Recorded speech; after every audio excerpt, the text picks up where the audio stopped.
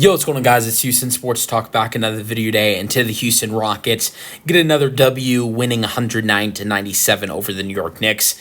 What a win for the Rockets. I don't know if I would call this the best win of the season. This is a very great W.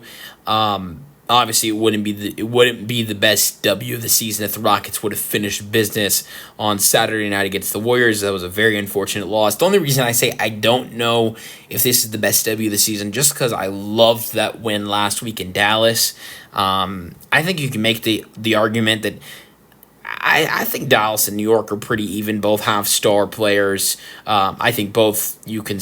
I mean, look, New York and Dallas both have all-star, superstar type players, and all-around great players that are around those all-star and superstar players. Like, Dallas has Luka and Kyrie, and around them they have Clay, P.J. Washington, Gafford, Lively, all these other players. And then you look at the Knicks, just like them.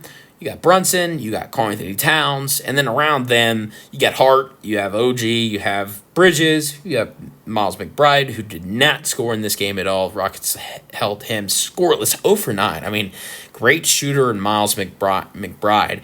So impressive the Rockets did such a good job on him defensively tonight, as the Rockets really did a great job on everyone defensively tonight, besides Brunson, who still, I mean, Brunson scored 29 points in this game, but Brunson had a bad shooting night, 9 for 24. That's not terrible shooting night, it's just not a great shooting night for Jalen Brunson. But look, I still will take the Dallas win over this one. And here's the only reason. Like, we saw the Rockets do this last year. I think the Knicks are a better team than they were last year, but we saw the Rockets beat the Knicks at home last year. This is not new to us. But last week, what I saw in Dallas, I absolutely loved that last week with that win in Dallas, because that was something the Rockets couldn't do last year. Last year, the Rockets had 2 closeout games in Dallas, couldn't get the job done. One of the games later in the season against Dallas, they absolutely just threw the game away. Game went to overtime, never should have got to that stage, and then played terrible in overtime. The other game was in the in-season tournament. Rockets could have got the W, and I think they would have made it into the Cup Finals or the Cup Playoffs, semifinals, whatever it was, if they won and beat Dallas. But they blew like a 10-point lead, and Dallas came back and won. Rockets couldn't close that game out. So being 0 for 2 in closeout games against Dallas, or being able in late games against Dallas, close games, and not being able to finish those games out, for the Rockets to be in a close game with the Mavericks, who I think are better than they were last year when the Rockets were going up against them, and for the Rockets to be to be in Dallas last Thursday and get a W against them like they did. I know it's only 7 games in, it's only 4 wins so far, but I'll take that W over this W tonight. But this is still a great W. You held a good offense, a good Knicks team to 97 points. But again, is this very surprising? The Rockets have been doing a great job defensively. They have held their opponents to 107 points a game. And another thing is the Rockets have not given up over 110 points in a game this season, in a game that ends in regulation. Obviously, last game the Rockets gave it 127 to the Warriors that went to overtime. But, I mean, this season, in a game that does not go to overtime, the Rockets have not given up more than 110 points in a basketball game. First game of the season, they gave it 110 to Charlotte. You want to look at the rest of the games of the season, Rockets, their next game, played Memphis. Memphis only scored 108. 2 games against the Spurs. Spurs score 109 and 101. What does Dallas score? 102. Then the Rockets play the Warriors, just score 127, but went to overtime.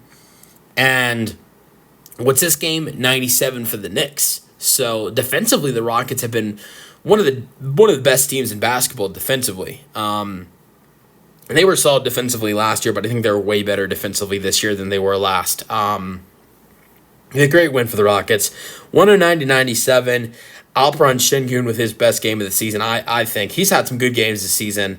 He's had some bad games. I think their last game, Sengun had a potential to have a great game. I was kind of messed up by Ime Udoka, in my opinion. I would have had Sengun out there on the floor in the fourth quarter in overtime.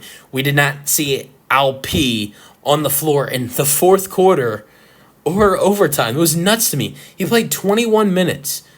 21 minutes. What does he do in 21 minutes? 14 points and 10 rebounds. He had a double-double in 21 minutes and didn't see any time in the area of the fourth quarter or overtime. That's just nuts to me. And I knew from that moment, watching the game on Saturday, watching him sit on that bench, and watching him watch that team come back the way they did and choke it in overtime, I knew this next game was going to be the game where we saw Alperen Sengun have his best game of the season. I didn't think it would be this good of a game. I mean, 25 points, shot 11 for 15, only missed 4 shots on the floor, and 3 of them were three-pointers. So for him shooting outside of his three ball tonight, twos, whatever, it's mid-ranges, or they were layups, or his hook shots, he shot 11 for 12 tonight. Shot perfect at the free throw line, 3 for 3. He had 25 points, which is a season high for LP. 14 rebounds, that is not a season high, but still, it's a lot of rebounds and a double-double. 5 assists, which is one of his highest of the season. And then this is definitely a high, 4 blocks. So an amazing game for Sengun. I'm not gonna, I'm gonna go a little bit down to earth with him. He did have 4 turnovers tonight, which is not great, but still an all-around game, good game for Sengun outside of the 4 turnovers. Shot perfect at the free throw line, shot near perfect outside of his 3-point shots, and still had a 25-point game with 14 rebounds and 5 assists. Was halfway there to a triple-double with his assists. And almost was halfway there for a quadruple-double with his blocks. He almost had 25. He was very close to a 25-15-5-5 game. Very close. Only needed 1 rebound and 1 block to get that tonight.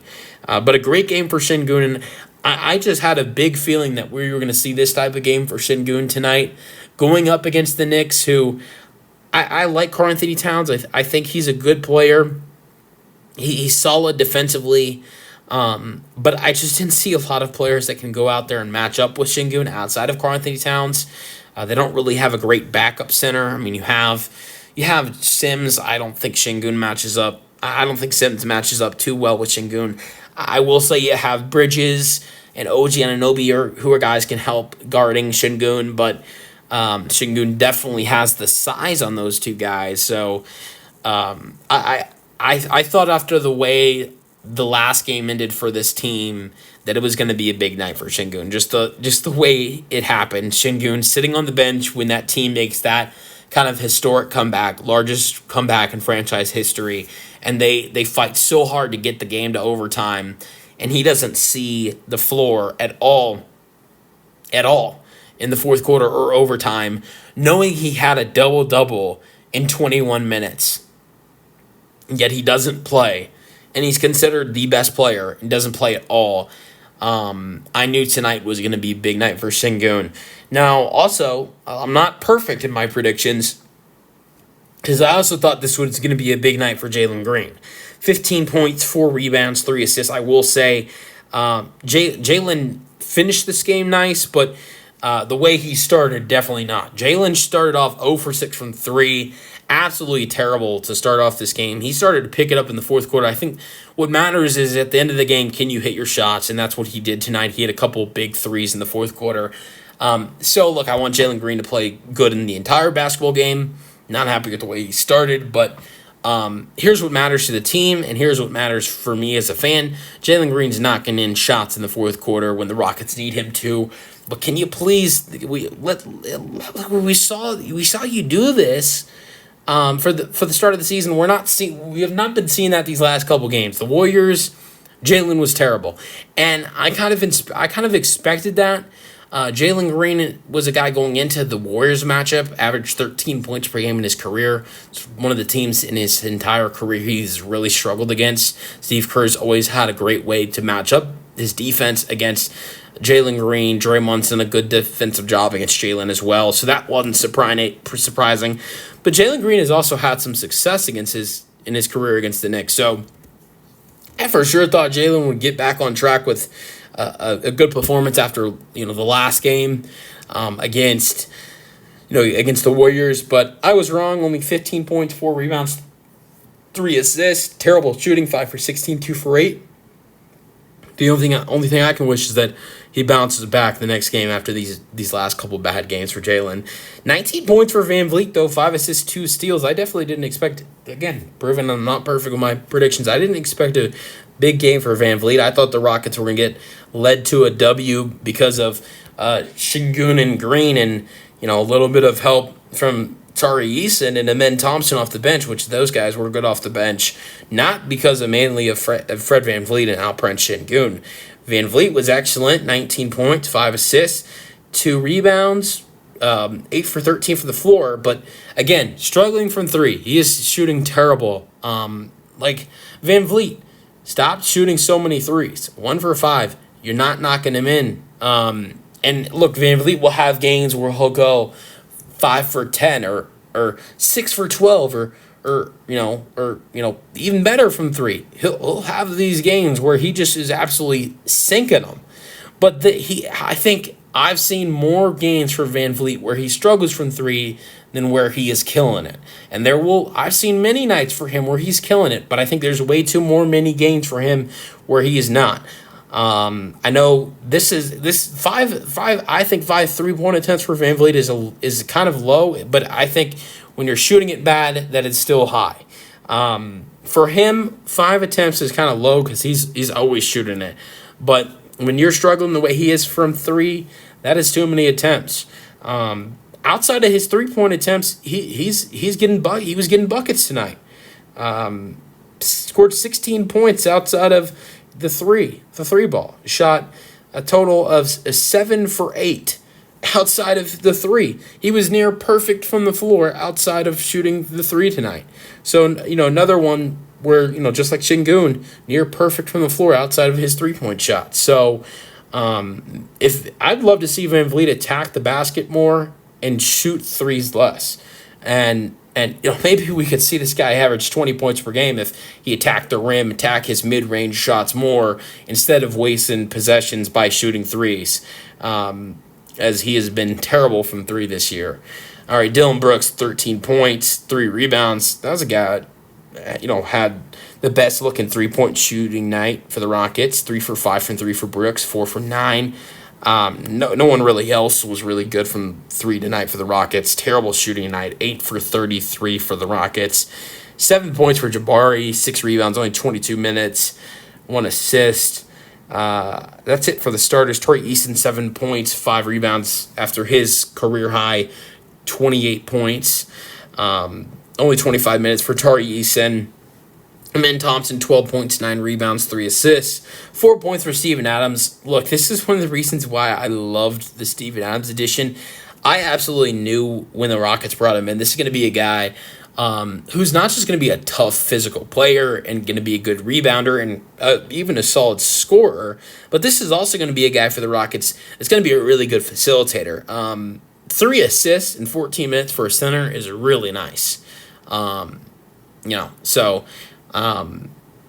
I mean, this is not Jokic or Sabonis here. We're talking about Steven Adams. So 3 assists in 14 minutes for Steven Adams, extremely nice. I knew he was going to come in and do a great job facilitating, and he's done that so far. He even got 5 rebounds in 14 minutes. So the assists and rebounds and the toughness is a big reason why I love Steven Adams coming in last year.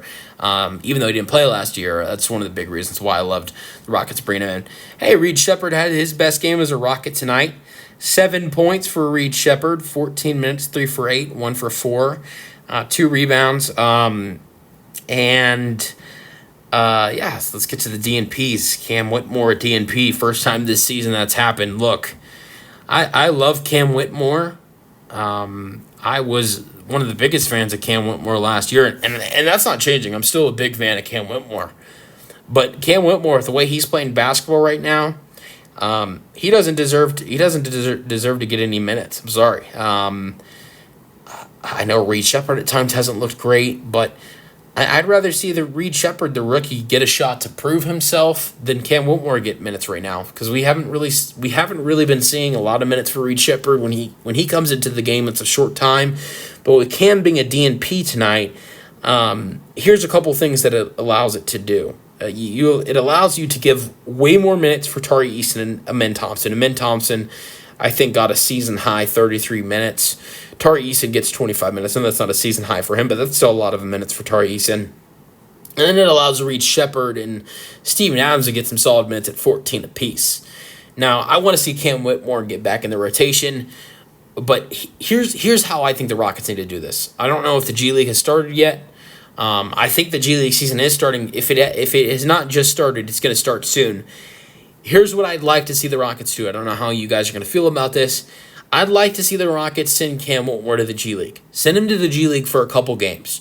And I don't want to see him there for long, but here's what this will do. Let him get his confidence back. Because Cam Whitmore, look, he's not a player that needs to be in the G League. He's a great player. He can be in this Rockets rotation, but he needs to get his shot. He needs to feel the confidence again. He needs to get together. And if he plays a game or two with the Vipers, he's going to go crazy. He's going to absolutely kill those players in the G League because he can be an elite NBA player. We know this. But if he goes to the G League and plays a couple games there, finds his confidence again, I think that can be really good for him because then he'll come back to the NBA, get back in the rotation, and helping this Rockets team win. So I'd love to see it. Let me know your thoughts on the Rockets getting the win 109-97 against the Knicks. One of the best wins of the season. I'll still take the Mavericks win over this one, though. That's the video. Hope you guys enjoyed, and peace out.